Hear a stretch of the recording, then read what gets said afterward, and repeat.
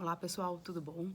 Como todo mundo sabe, o governo federal ele tem empreendido nos últimos anos, nos últimos tempos, uma série de esforços para aprovar algumas reformas tendentes a diminuir o tamanho e o custo do Estado, de um lado, e aumentar a arrecadação do outro, né? Dentro dessa perspectiva, o Estado já aprovou as reformas trabalhista, reforma previdenciária, e agora está em tramitação na Câmara, né, no Congresso, a reforma tributária, que é a pauta da vez, e há uma expectativa de que depois venha a reforma administrativa. Tá?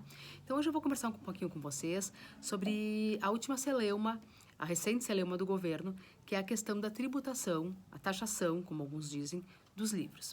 O que acontece? Muitas pessoas têm dúvidas sobre essa possibilidade, porque, afinal de contas, a gente aprende que os livros têm imunidade. E, de fato, a Constituição Federal assegura, inclusive com status, segundo alguns, de cláusula pétrea, a imunidade de livros, jornais, periódicos e o papel destinado à sua impressão. Essa imunidade ela alcança, inclusive, livros eletrônicos e, segundo o STF, numa recente súmula vinculante, inclusive os aparelhos de leitura de livros, né? Ainda que eles tenham outras funcionalidades. Pois muito bem, o que acontece é o seguinte, a imunidade tributária prevista na Constituição, ela proíbe a criação ou a instituição de impostos sobre essa riqueza. Ela não proíbe a instituição de outros tributos sobre as riquezas ali previstas, tá? Então, dentro dessa perspectiva, o que acontece? O Estado não pode criar impostos sobre livros, mas ele pode criar outros tributos. E dentro da reforma, dentro da perspectiva de reforma tributária encaminhada pelo governo federal para o Congresso, a gente teria a substituição do PIS/COFINS pela CBS, que seria a contribuição sobre bens e serviços. Hoje em dia, o que acontece é o seguinte, em que pese PIS/COFINS, teoricamente, incidir sobre a riqueza de livros, há uma isenção que protege esses valores, fazendo com que isso, obviamente, seja repassado para o custo do produto. Dentro da perspectiva da reforma governamental, a CBS não manteria essa isenção, de forma que, então, nós teríamos, de fato, a tributação sobre livros.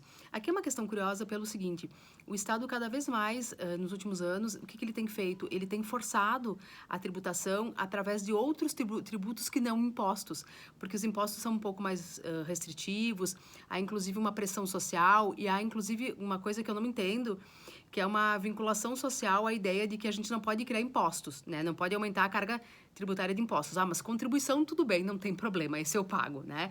Então, o Estado também vem jogando com esses artifícios de linguagem, enfim, tá? Bom, e aí surge aquela dúvida. Mas, afinal de contas, o Estado brasileiro não precisa de dinheiro, o que fazer, né? Afinal, os recursos públicos, eles servem a todos, e inclusive o STF já disse o seguinte, que a todos os direitos fundamentais que nós temos previstos lá na Constituição, corresponde um dever fundamental, que é o dever de pagar tributos. E tá certo, porque afinal, essa é uma contribuição que todos damos ao custo social, enfim, do Estado, né? Então, sim, o Estado precisa de dinheiro, mas ele tem outras formas de criar fonte tributária. Ele pode, por exemplo, taxar as grandes fortunas, criando o IGF, que eu já falei aqui que até hoje não foi criado, ou, por exemplo, esclarecendo ou articulando a questão da cobrança do IPVA sobre aeronaves e embarcações, porque o STF já disse que aeronaves e embarcações não são tributadas. Então, isso é uma incoerência, né? De um lado, ele quer tributar livros e, de outro, essas riquezas que atingem poucas pessoas, mas que têm uma base tributária muito boa e talvez até melhor do que livros, porque o próprio ministro da Economia disse que livros são uma coisa de elite, então, bom, pouco arrecadaria. Se pouco arrecada ou se pouco impacta, então é melhor não tributar. Vamos tributar aquilo que, de fato, gere resultado. E, de outro lado, a título de curiosidade, só para aumentar a polêmica, eu gostaria de informar a vocês, para quem não sabe, que tramitam no Congresso alguns projetos prevendo a isenção a garantia de isenção ou de não tributação de IPTU dos imóveis destinados a igrejas. Quando? A gente sabe que as igrejas têm imunidade tributária, agora elas têm imunidade tributária quando os imóveis são de sua propriedade. Há aqueles casos em que os imóveis não são da propriedade da igreja e são, portanto, locados de terceiros e há IPTU. E quem acaba arcando com o custo dessa tributação são os locatários, no caso das igrejas. Quer dizer, de um lado, isso é uma incoerência, né? Parece coisa de esquizofrênico. De um lado, a gente quer aumentar a tributação, aí a gente vai tributar uma riqueza que me parece que serve a todo mundo, que é a educação, né? Que são os livros que são instrumentais ao acesso à educação.